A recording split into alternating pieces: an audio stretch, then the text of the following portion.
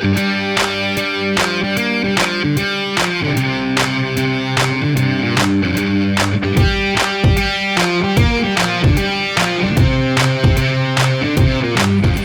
it means to be emotionally healthy. Because we talk about this a lot, right? Or at least I do. And you're probably like, well, what does that actually mean? And I know yesterday we talked about processing our emotions. Let's just position myself strategically by the lamppost, like something off a dodgy musical. We talked about yesterday what it means to process your emotions, and being emotionally healthy really is part of that, right? Being emotionally healthy, to me, someone that's emotionally healthy is someone who is able to process their emotions. They're able to really understand what they're going through, process it, move through it, and they're not blaming anyone else for what they're feeling. They don't get into reactivity. They don't get into that mode of being like a victim or being really angry and reactive. If someone comes to them and says, hey, can we have a conversation about this? They're like, yeah, and they come to the table with no judgment and with a really clean slate.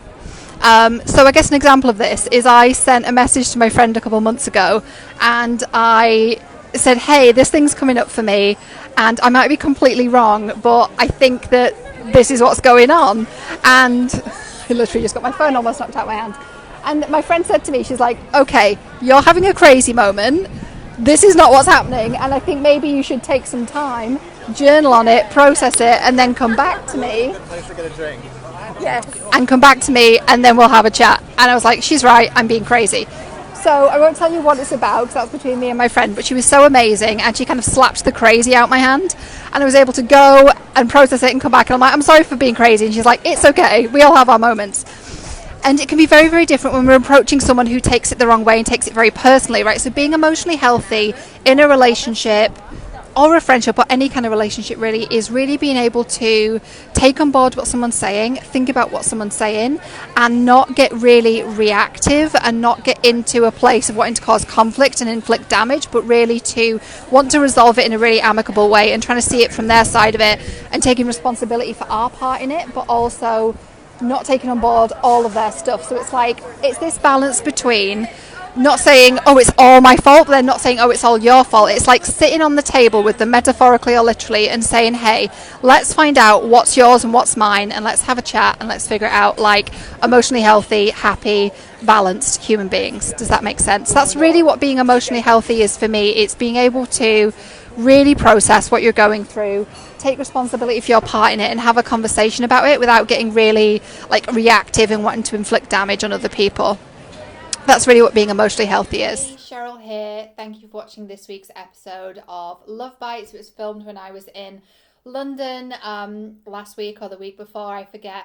I really hope that helped you to understand what it means to be emotionally healthy, because that's a topic that I say quite a lot and use all the time, and I really wanted you to be able to understand what that looks like in a really, really practical way.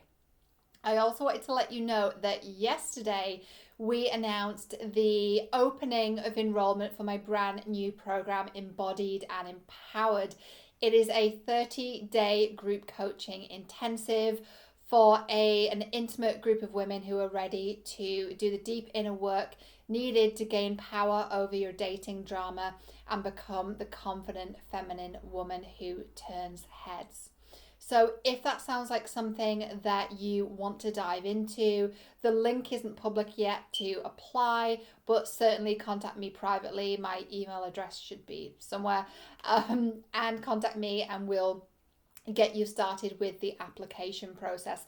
The process is pretty simple. You apply for a call, we have the call, and we talk about what it is that you would like to really experience in your dating and your relationship, love life situations, and we'll also figure out, where you're at, what you've done so far, and if this program is right for you. Because, it could be that counseling is your next right step. It just depends. And I'd rather have a smaller amount of women in this group than have a larger amount that are not aligned and really should be better served elsewhere in things like therapy and counseling. So we have the call. Then if we both feel that this is your next right step and we vibe with each other, you feel like you want to be coached by me, and I also really believe that I can help you, then if all those things align, we can enroll you into the program, and we start on September 1st. So if this is giving you some kind of feeling like that you're interested in this, then reach out to me, because what I found over my 10 years of doing this work is that when I get that intuitive nudge,